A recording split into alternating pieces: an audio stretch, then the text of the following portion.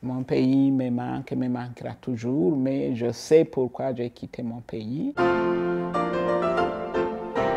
On arrive, c'est l'inconnu.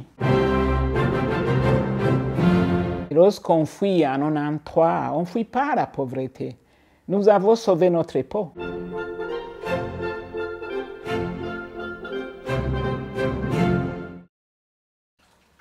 Je m'appelle Thérèse Habonimana. J'habite à Bujumbura, j'ai un poste à l'église catholique romaine et on est bien installé. On a un salaire, hein? On compte parmi les fonctionnaires moyens.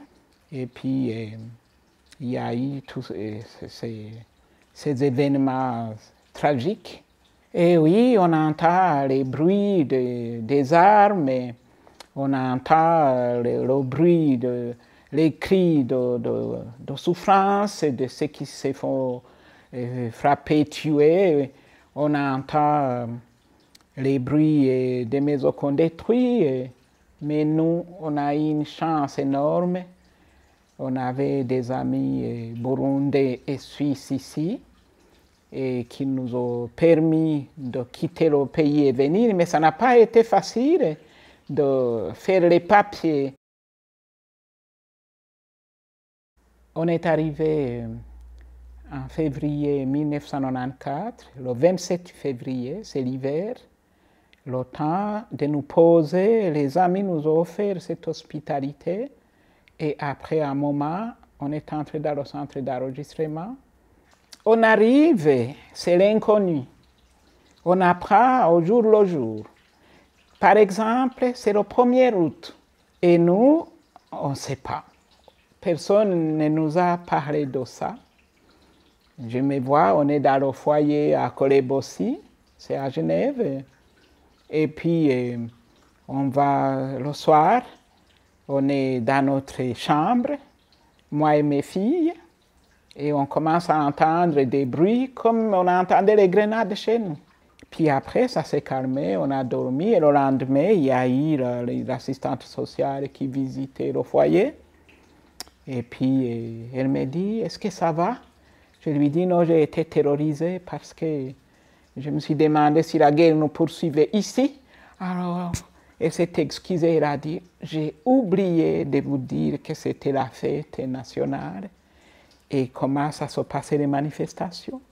Donc on voit que c'est différent, la manière de vivre. Je vais à Migros, je prends un article, et puis je vois le prix, je vais chercher un vendeur et je lui dis, mais ça ne va pas la tête, ça ne peut pas coûter autant ça.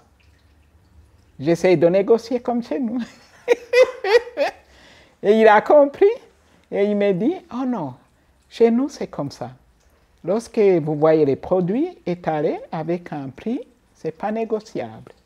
OK? On apprend, hein? On est entré dans les procédures de demande d'asile, comme tout le monde, et c'est dur. On est resté longtemps, jusqu'à ce qu'on ait la visite de l'aumônerie genevoise pour les requérants d'asile. Une dame protestante, une dame catholique. J'étais surprise de les voir et touchée par notre histoire. Pour nous, c'était une nouveauté. Pas parce qu'on considérait que les gens ici sont mauvaises, mais on pensait que c'était gênant d'être réfugié, de fuir, humiliant. Et puis on a discuté, après on a passé la première audition, on est passé dans un premier foyer. Donc, à partir du moment où on a quitté le centre d'enregistrement, on est dans le premier foyer, on n'est pas resté longtemps. Lorsqu'on est allé à Kolebossi, là j'ai eu la visite de cette pasteur qui était venu au centre d'enregistrement et qui m'a dit, je vous ai écouté, j'ai aimé votre histoire et je crois que j'ai quelque chose qui pourrait vous plaire. On vient de créer un réseau d'échanges interculturels entre les femmes suisses et les femmes étrangères. C'est un lieu d'échange, de savoir et de culture, un lieu où on peut parler avec d'autres. C'est enrichissant. C'est comme ça que j'ai commencé là-bas.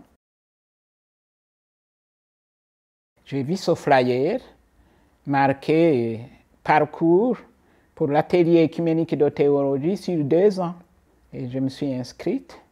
Le premier cours auquel j'ai participé, c'était animé par un prêtre dominicain qui connaissait la région Rwanda, Burundi, Congo. Quand je lui ai dit mon parcours, formation, travail que j'avais fait dans mon pays, il a dit ça tombe bien parce qu'il nous manque des agents. Et puis il m'a donné une adresse où je peux m'adresser aux représentants de l'Église catholique et romaine à Genève. Alors j'ai été engagé pour l'éveil à la foi. C'est les tout petits, c'est les parents qui ont les tout petits de 0 à 6 ans.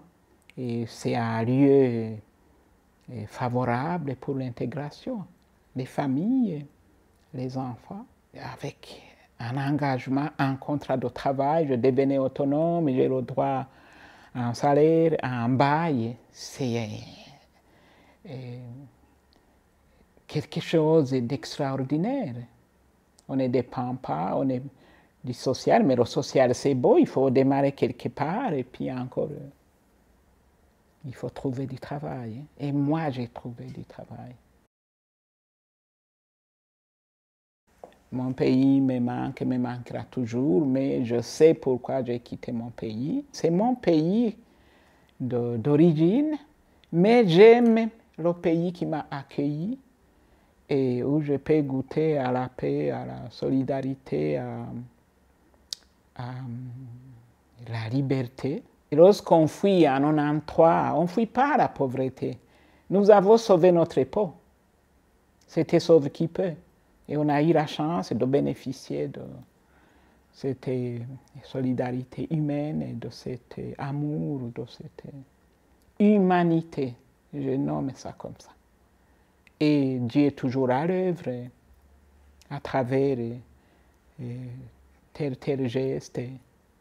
J'ai beaucoup retenu le geste de ceux qui nous apportaient à manger, de ceux qui nous apportaient les vêtements.